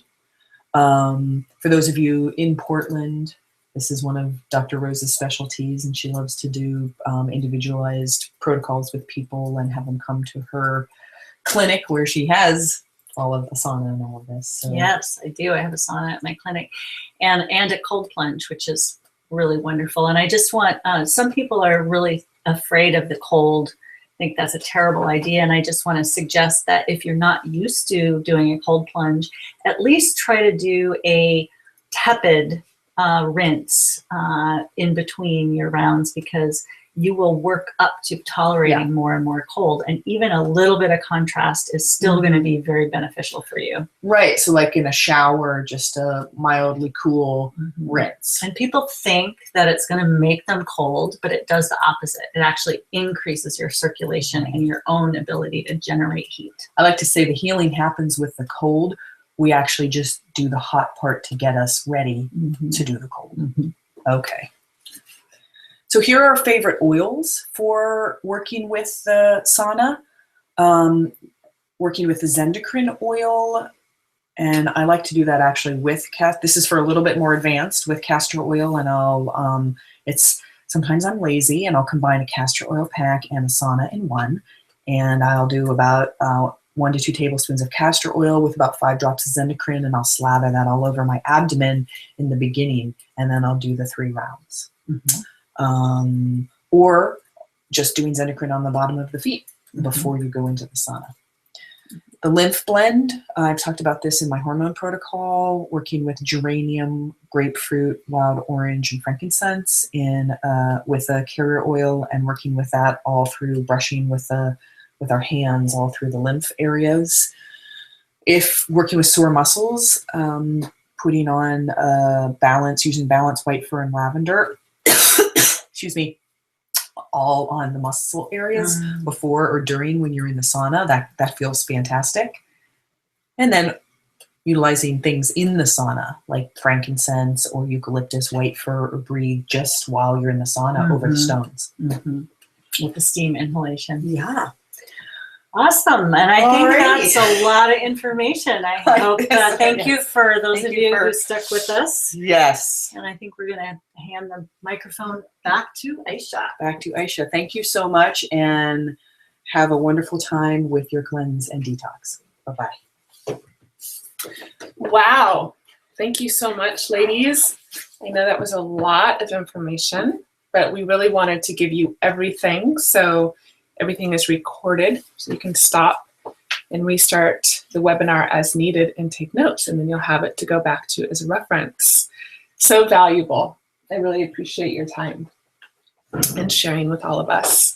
So just a few more slides and we'll wrap up our presentation for today.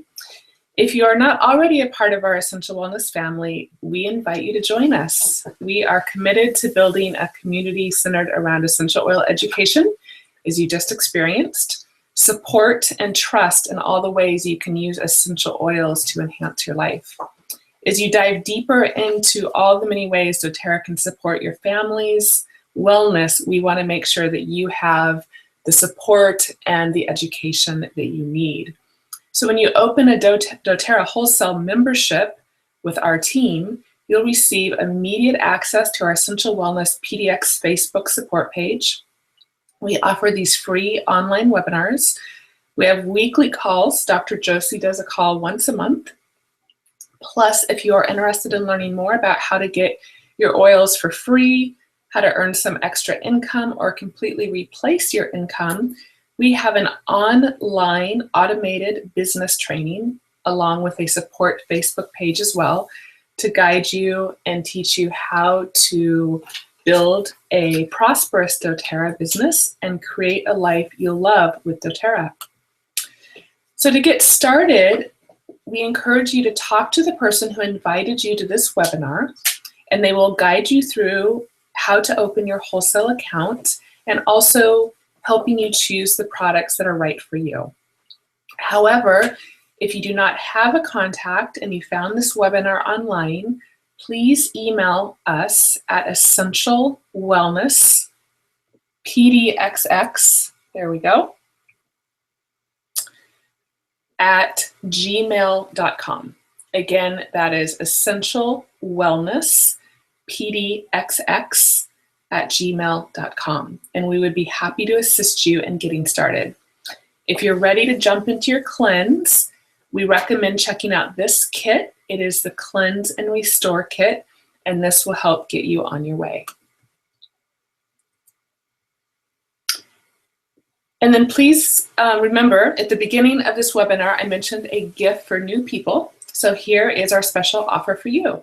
The first 3 people that open a wholesale account with any member of our Essential Wellness family with any kit choice, with just a minimum opening order of 100 PV, will receive a trio kit.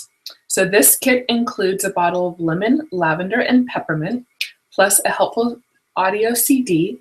And this is our way of saying thank you and welcoming you to our community.